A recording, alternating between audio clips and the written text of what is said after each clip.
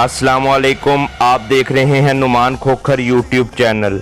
आज की इस वीडियो में हम इंस्पेक्टर पुलिस अहमद यार खान की कहानी उन्हीं की ज़ुबानी बयान करेंगे जिनको एक मेजर के कत्ल की तफ्तीश के दौरान अगवा कर लिया गया था और इनको भी कत्ल करने लगे थे, लेकिन क्या मौजज़ा हुआ कि ये बच निकले।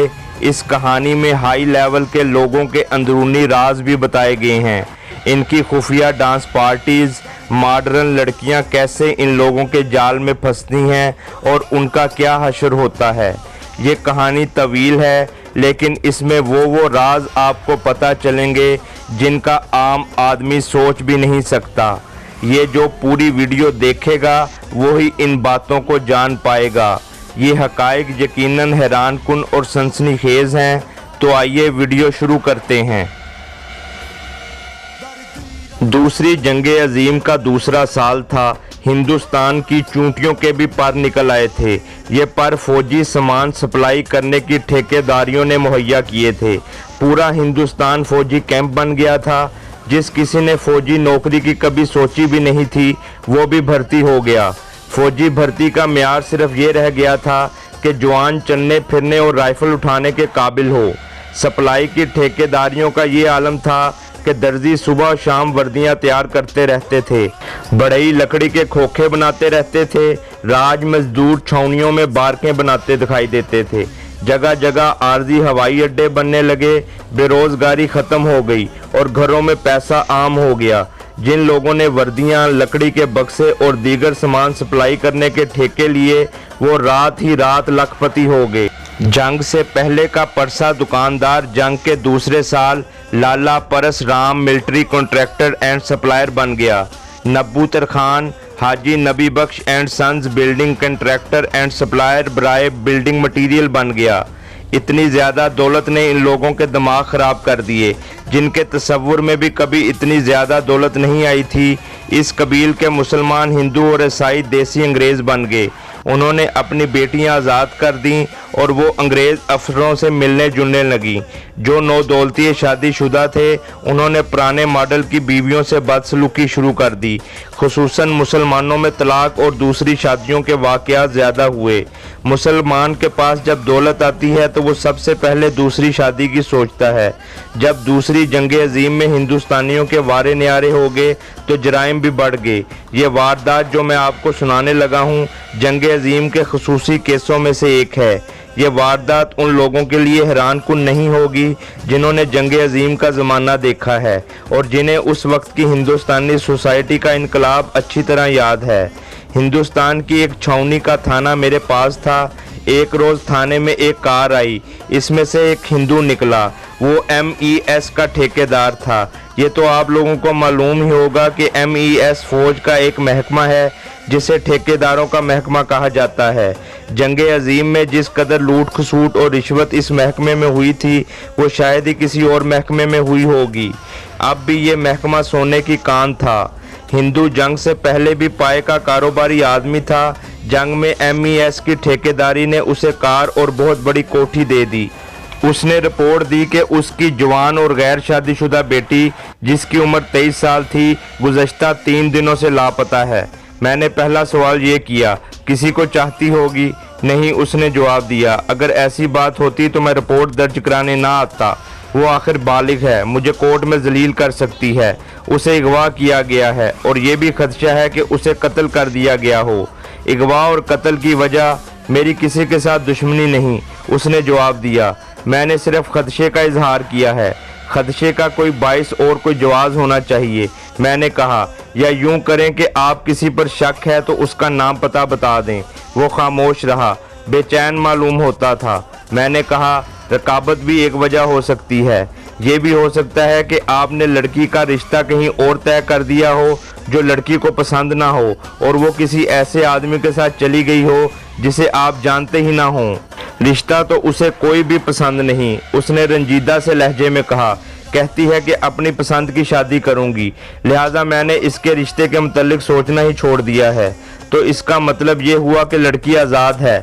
मैंने कहा बल्कि सरकश और बागी कहा जाए तो मुनासिब होगा, यानी जिस लड़की के आगे बाप ने भी हथियार डाल दिए हैं वो सरकश ही होगी, ज़रूरत से ज़्यादा सरकश है, उसने जवाब दिया। और उसने झिझक कर कहा और वो गैर मामूली तौर पर खूबसूरत है। उसने एक लिफाफे में से 2 तस्वीरें निकालकर मेरे आगे रख दी। दोनों लड़की की थीं। पोज मुख्तलिफ थे, एक सामने का और एक पहलू का, यानी प्रोफाइल। वो वाकई गैर मामूली तौर पर खूबसूरत थी।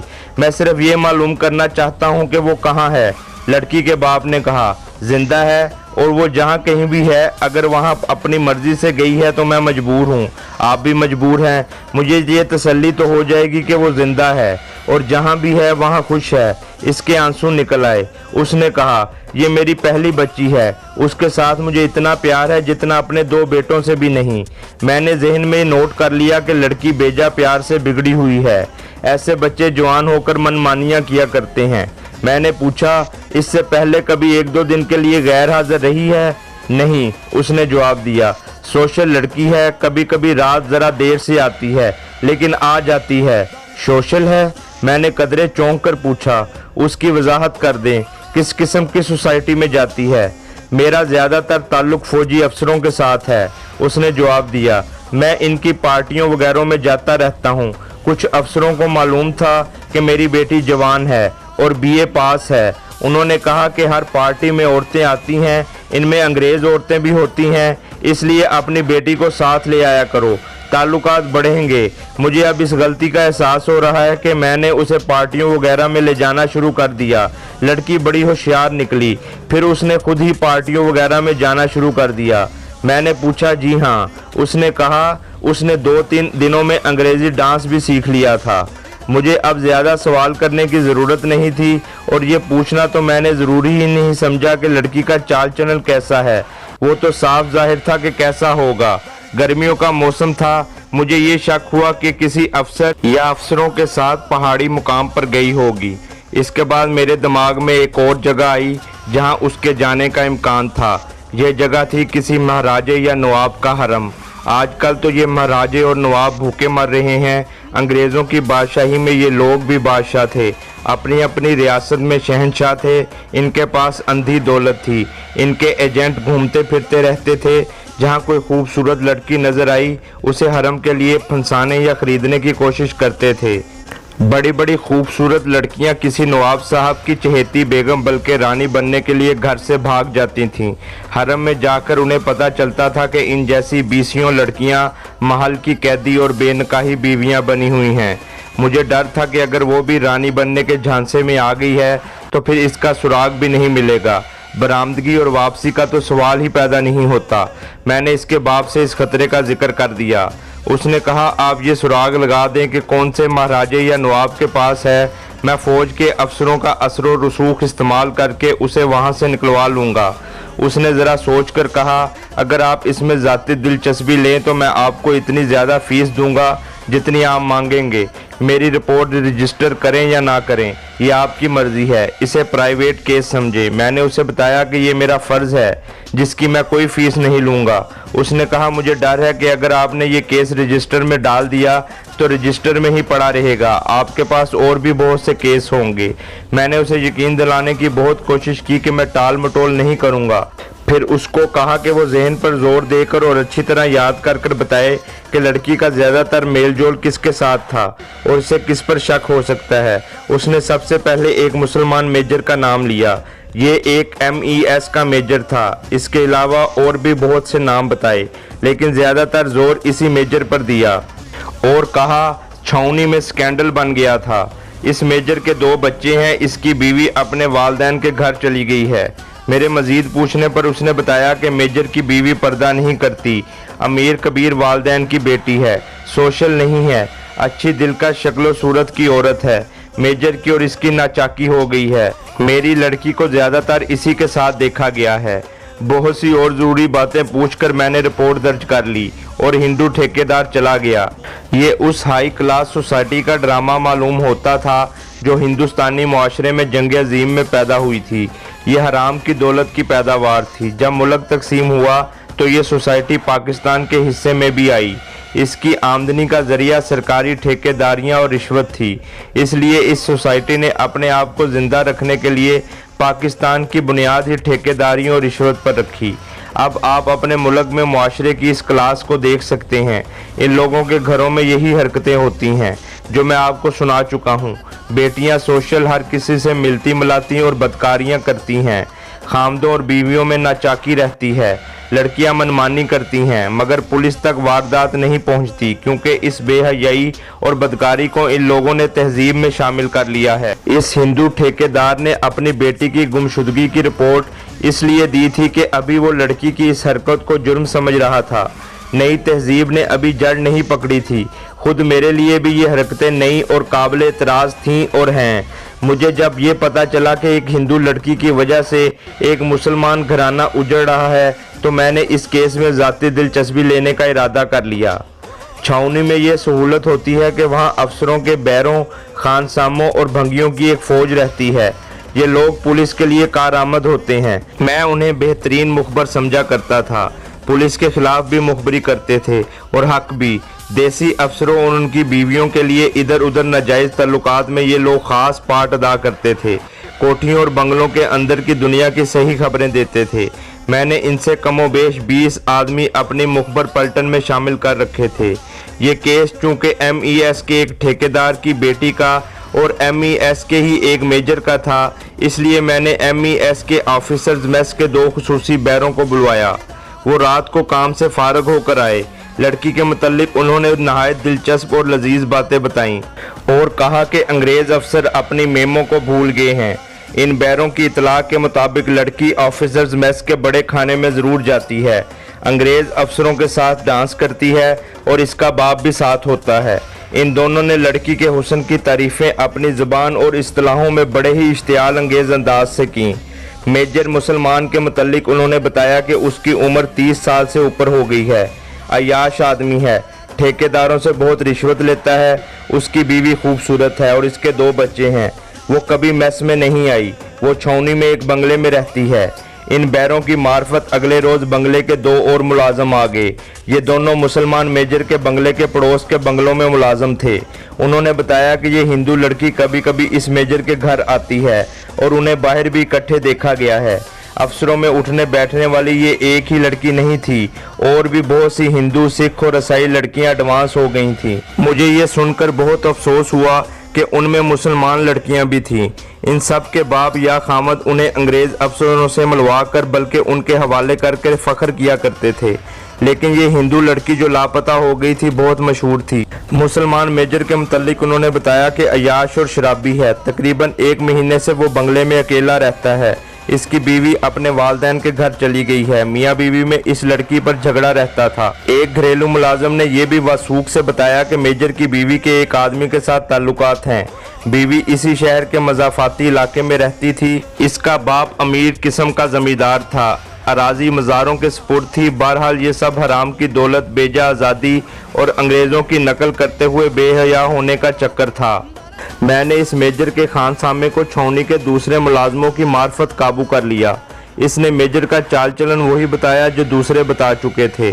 बहुत देर तक पूछगछ करने के बाद नई बात यह सामने आई कि एक अंग्रेज़ लेफ्टिनेंट कर्नल जिसका नाम जॉनसन बताया गया, अक्सर इस मेजर के घर आता है। 2-3 बार ये लड़की भी कर्नल जॉनसन के साथ आई थी। तीनों अलग कमरे में बैठे शराब पीते रहे थे। खानसामे ने यह भी बताया कि मेजर की बीवी का एक अमीर करीब आदमी के साथ दोस्ताना है। उसका असल नाम कुछ और ही था, आप इसे अरशद कह लें। ये आदमी मेजर के ससुराल की बरादरी का था। मेजर की बीवी कोई 2 महीने से मेजर के साथ खिंची खिंची रहने लगी और उसने अरशद के साथ इस हद तक दोस्ताना कर लिया कि मेजर की मौजूदगी में अरशद के साथ बाहर चली जाती थी। ये भी इंकशाफ हुआ कि 2 दफ़ा कर्नल जॉनसन मेजर की गैर हाजिरी में मेजर की बीवी के पास आया और बीवी ने उसे बड़े गुस्से से घर से निकाल दिया। खानसामे ने मेरे पूछने पर बताया कि गुज़श्ता 1 हफ्ते से ये हिंदू लड़की मेजर के पास नहीं आई। इसका मतलब ये था कि लड़की अगर मेजर की खातिर घर से निकली है तो वो कहीं और रूपोश है। मुझे ये सवाल परेशान कर रहा था कि इतनी आज़ाद लड़की अगर मेजर के साथ शादी करना चाहती है तो उसे घर से भागने और रूपोश होने की क्या ज़रूरत है। इसके बाप ने उसकी शादी उसी की मर्जी पर छोड़ दी थी। ये भी हो सकता था कि बाप ने इसे ये भी कहा हो कि अगर इसने मुसलमान के साथ शादी की तो उसे कत्ल करा दिया जाएगा। फिर ये ख्याल भी आया कि मेजर अपनी बीवी को तलाक देकर शादी करेगा, और फिर ये ख्याल भी आया कि ये मेजर मुसलमान बिल्कुल ही बेकसूर हो सकता है। तमाम इम्कानात पर गौर करके मैंने सबसे पहले मेजर की बीवी से मिलने का फैसला किया। कोरा ज़हन लेकर मेजर से मिलना बेकार था। ये तो हो ही नहीं सकता था कि वो कह देता कि जी हाँ, लड़की मेरे पास है। मैंने उसके मुतल्लिक ज़्यादा से ज़्यादा मालूमात फराहम करके इसे घेरना बेहतर समझा था। इसकी बीवी के घर जाकर मैंने उसके बाप से मिला और उसे बताया कि एक हिंदू लड़की लापता हो गई है, जिसके बाप ने मेजर पर शक किया है, और मैं मेजर की बीवी से मेजर के चाल चलन और इस लड़की के साथ ताल्लुकात के मुतल्लिक कुछ मालूम करना चाहता हूँ। बाप ने यानी मेजर के ससुर ने मेजर के खिलाफ बहुत सी बातें की, जिनमें से कोई भी एक बात मेरे काम नहीं आ सकती थी। अपने दिल का गुबार निकालकर उसने मुझे अपनी बेटी से मिलने की इजाज़त दे दी। इस लड़की को औरत कहना ज्यादती थी। वो जवान लड़की थी, 2 बच्चों की माँ होते हुए असल उम्र से छोटी लगती थी। उसे देखकर मुझे हैरत हुई कि मेजर इतनी दिलकश लड़की के मुकाबले में किसी और को पसंद करता है, लेकिन मेजर अयाशियों का दिलदादा था। मेजर की बीवी के मुतल्लिक मैंने ये राय कायम की कि इसे देखकर कोई भी नज़रअंदाज नहीं कर सकता था। उसने जब से मेरे साथ बातें शुरू की तो मुझे मालूम हुआ कि वो सीधी सादी घरेलू औरत नहीं, बातें पुरअसर करती थी और बोलने का अंदाज बावकार था। वो अपनी हैसियत, अपने हुस्न और अपनी कदर कीमत से पूरी तरह आगाह थी। उसने बताया कि उसे घर में रुपए पैसे की कोई तंगी नहीं, बल्कि घर में पैसा ही पैसा था। ये सब ठेकेदारों से ली हुई रिश्वत थी। इस अंधे पैसे ने इसके खामद को पापी बनाया। रिश्वत की पहली रकम घर आते ही उसने शराब पीने शुरू कर दी। फिर बीवी को भी शराब पीने पर उकसाने लगा, मगर वो ना मानी। बीवी को वो अंग्रेज़ों की तरह हर जगह अपने साथ ले जाना चाहता था। बीवी ने ये भी पसंद ना किया। इसने सिर्फ इतना किया कि बुर्का उतार दिया और उसके साथ बाहर जाने लगी, लेकिन सिर्फ पिक्चर देखने या सैर वगैरह के लिए। ये औरत सिर्फ 8 जमातें पढ़ी हुई थी। मेजर ने इसे अंग्रेजी पढ़ानी शुरू कर दी और इसके साथ ही घर में अफसरों की दावतें करने लगा, जिनमें बीवी को साथ रखता था। ये लोग इस कदर बेहया और बदनीयत थे कि मेरे खामद के सामने मेरे साथ बेतकल्लुफ़ होने की कोशिश करते थे और बेहुदा बातें कह गुजरते थे। इस औरत ने कहा, मैं देख देख कर हैरान होती थी कि इन लोगों की असलियत क्या है और ये क्या बनने की कोशिशें कर रहे थे। मुख्तसर ये कि खामद उसे एडवांस और सोशल बनाने की कोशिश करता रहा, लेकिन वो ना मानी। पिछले 6 महीनों से उसके खामद के ताल्लुकात इस हिंदू लड़की के साथ शुरू हो गए। वो मेजर के घर में एक दावत में आई थी। इसके बाद मेजर ने अपनी बीवी को सोशल बनाने की कोशिशें तर्क कर दी और उसकी दिलचस्पियां बाहर बढ़ने लगीं। मेजर अपनी बीवी को इस लड़की की तरह बनने को कहता था और लड़की की तारीफें करता था। लड़की इसके घर कई दफ़ा आई। इब्तिदा में लड़की ने मेजर की बीवी को अपनी तरह आज़ाद होने पर उकसाया, मगर बीवी उसकी बातों में ना आई। इसके कहने के मुताबिक ये लड़की और मेजर ये चाहते थे कि मैं भी आज़ाद होकर दूसरे मर्दों के साथ दोस्ती कर लूं, ताकि मैं अपने खामद को अय्याशी से रोक ना सकूं। जूं जूं हिंदू लड़की के साथ मेजर के ताल्लुकात बढ़ते गए, अपनी बीवी में उसकी दिलचस्पी कम होती गई। अब यूं मालूम होता था कि लड़की उसके घर आती थी तो मेजर की बीवी से भी नहीं मिलती थी। वो दोनों अलग कमरे में बैठे रहते। फिर इसके घर में एक अंग्रेज़ कर्नल आने लगा। वो अमूमन रात के वक्त आता था। मेजर ने अपनी बीवी का उसके साथ तारुफ कराया।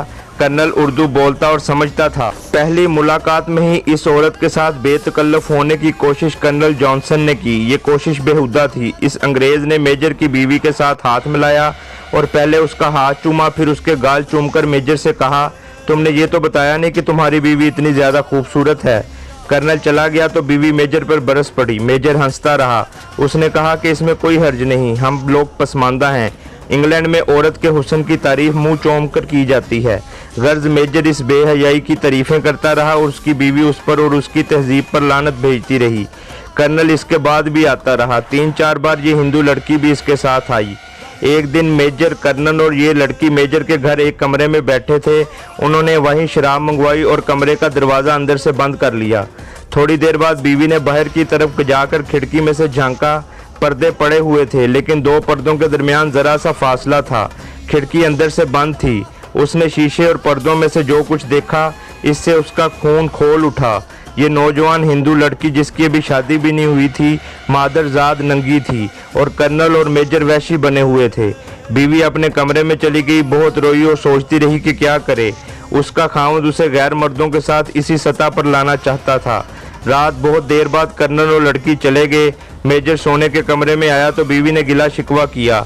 मेजर ने इल्ज़ाम की तरदीद कर दी। इस पर झगड़ा हुआ और फिर यह झगड़ा आए दिन होने लगा। अब यहाँ से मैं स्टोरी को मुख्तसर कर रहा हूँ। बीवी के समझाने के बावजूद मेजर अपनी हरकतों से बाज न आया।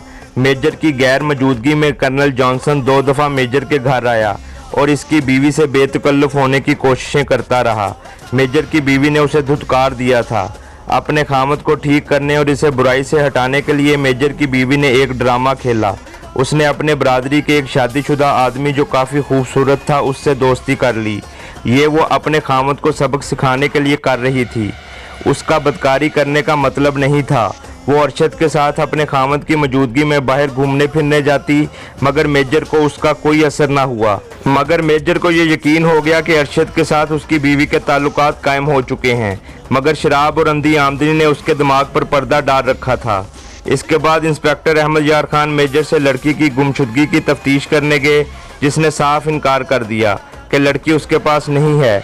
इंस्पेक्टर ने अब कर्नल जॉनसन से बात करने का सोचा और उसके घर गए। कर्नल घर नहीं था। उसके अर्दली से मुलाकात हुई और उसने इंस्पेक्टर को बताया कि कर्नल पर जासूसी का शक है और इंटेलिजेंस ने उसे इसीलिए कर्नल का अर्दली मुकर्रर किया है कि कर्नल पर नज़र रखी जाए। लिहाजा इंस्पेक्टर और अर्दली मिल गए और अर्दली का नाम मोहम्मद खान था। मोहम्मद खान गैर मामूली हद तक दलेर, दानिशमंद और मामले को समझने वाला था।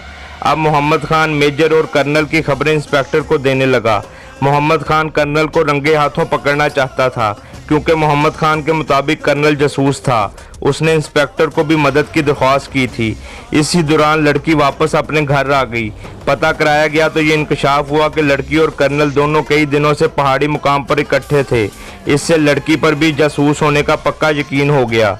इंस्पेक्टर हिंदू लड़की से तफ्तीश करने उसके घर गया तो उसने भी इंस्पेक्टर को बदकारी की दावत दी, जिनसे इंस्पेक्टर को इस बात का यकीन हो गया कि कर्नल, मेजर और हिंदू लड़की जासूस हैं। इंस्पेक्टर की कार्रवाइयों से कर्नल, मेजर और लड़की तीनों परेशान हो गए। इसी दौरान अर्दली मोहम्मद खान ने कर्नल पर अपना एतमाद बिठा लिया। कर्नल ने अर्दली से कहा कि इंस्पेक्टर को रास्ते से हटाओ, इसको शक हो गया है। इस तरह इंस्पेक्टर को अगवा करके कत्ल का सारा मामला तय हुआ कि कत्ल करके लाश गायब करनी है ताकि कोई सुराग ना मिले। दूसरी तरफ मेजर की बीवी और अरशद में ताल्लुकात बढ़ते गए और एक वक्त ऐसा आया कि ये ताल्लुकात पाक ना रहे। इंस्पेक्टर के अगवा और कत्ल का वाक़या कुछ यूँ है कि इंस्पेक्टर के अगवा और कत्ल का मंसूबा मेजर, कर्नल जॉनसन और मोहम्मद खान ने तैयार किया था। मोहम्मद खान ने इस सारे वाक़े की इत्तला मिलिट्री इंटेलिजेंस पुलिस को कर दी थी और उन्होंने इस सिलसिले में अपना प्लान भी तैयार कर लिया था। मुसलमान मेजर ने इंस्पेक्टर को रात 10 बजे घर बुलाया। इंस्पेक्टर मेजर के घर पहुंचा और जैसे ही मेजर के ड्राइंग रूम में पहुंचा, मेजर अंदर कत्ल हो चुका था। मेजर की लाश देखकर इंस्पेक्टर हैरान रह गया। अभी इंस्पेक्टर मेजर की लाश देख ही रहा था कि पीछे से किसी ने इसके दोनों बाजू जकड़ लिए और इसके मुंह पर कपड़ा डाल दिया गया और एक आदमी ने जल्दी से इसकी जेब से सर्विस रिवॉल्वर निकाल लिया। इंस्पेक्टर ने अपने जिस्म को जोर से झटका दिया तो एक आदमी गिर गया। इसी दौरान इंस्पेक्टर की दोनों टांगें टखनों से बांध दी गईं। इंस्पेक्टर नीचे गिरने लगा तो 2 आदमियों ने इसे थाम लिया। इंस्पेक्टर के बाजू और टांगें बांधी जा चुकी थीं। ये सारा वाकया चंद सेकंड में हुआ था। इंस्पेक्टर को संभलने का मौका भी नहीं दिया गया था, जिससे ये जाहिर होता था कि ये बहुत तजर्बाकार और माहिर लोग थे। इंस्पेक्टर को गाड़ी में डाला गया और गाड़ी दरिया की तरफ रवाना हो गई, जहाँ इंस्पेक्टर को कत्ल करके लाश दरिया में फेंकनी थी। दरिया के करीब जब पहुंचे तो मिलिट्री पुलिस ने आगे नाका लगाया हुआ था। गाड़ी दाएं जानी मोड़ ली गई। ये रास्ता कच्चा था, जिससे गाड़ी की रफ्तार आहिस्ता हो गई। इसी दौरान मिलिट्री पुलिस ने गाड़ी का ताकुब शुरू कर दिया। मोहम्मद खान, कर्नल जॉनसन और 2 बंदे इस कार्रवाई में शामिल थे। ये सारा वाकया बाद में मोहम्मद खान ने इंस्पेक्टर को बताया था। कर्नल जॉनसन गाड़ी चला रहा था, मोहम्मद खान पीछे बैठा था। उसने आगे बढ़कर गाड़ी को बंद कर दिया और चाबी निकाल ली और फुर्ती से गाड़ी का दरवाज़ा खोलकर बाहर निकल गया और पिस्तौल निकालकर कर्नल जॉनसन पर तान लिया। इसी दौरान मिलिट्री इंटेलिजेंस पुलिस पहुंच गई, जो पहले ही ताकुब कर रही थी। कर्नल जॉनसन ने भागने की कोशिश की गई तो उसकी टांग में गोली मार दी गई और इंस्पेक्टर को बाजियाब कराया गया, जबकि कर्नल को मिलिट्री पुलिस ने हिरासत में ले लिया। मिलिट्री पुलिस को कर्नल जॉनसन ने तफ्तीश के बाद बताया कि कि वो, मेजर और लड़की तीनों जर्मनी के जासूस हैं। मेजर पहले ही कत्ल हो चुका था, लड़की को भी गिरफ्तार कर लिया गया। इस केस की तफ्तीश पहले इंस्पेक्टर कर रहा था तो मेजर के कत्ल की तफ्तीश भी इंस्पेक्टर को दी गई। लड़की को मिलिट्री पुलिस ने नामालूम जगह मुंतकिल कर दिया था। कुछ दिन बाद इंस्पेक्टर मेजर के कत्ल की तफ्तीश के लिए उस लड़की के पास गया तो उसकी हालत बड़ी ख़राब थी। उसे बिल्कुल बगैर कपड़ों के एक कमरे में रखा गया था और 4 से 5 अंग्रेज उससे सुबह शाम ज्यादती करते थे। इंस्पेक्टर से उसकी हालत देखी नहीं गई और वो चंद बातें पूछकर वापस आ गए। दूसरी तरफ अरशद, जिसके मेजर की बीवी से ताल्लुकात थे, उसकी बीवी फौत हो गई, जिसके बारे में पता चला कि पहले बिल्कुल ठीक थी, 3-4 दिन के अंदर ही बीमार होकर फौत हो गई। चूंकि इंस्पेक्टर इस सिलसिले में पहले ही तफ्तीश कर रहा था, मेजर के कत्ल की तफ्तीश के लिए अरशद को हिरासत में लिया गया। उसने मेजर और अपनी बीवी के कत्ल का इतराफ़े जुर्म कर लिया। अरशद ने अपनी बीवी को स्लो पॉइजन देकर कत्ल किया था, जबकि मेजर को घर में घुसकर चाकू के वार करके कत्ल किया था और फरार हो गया था।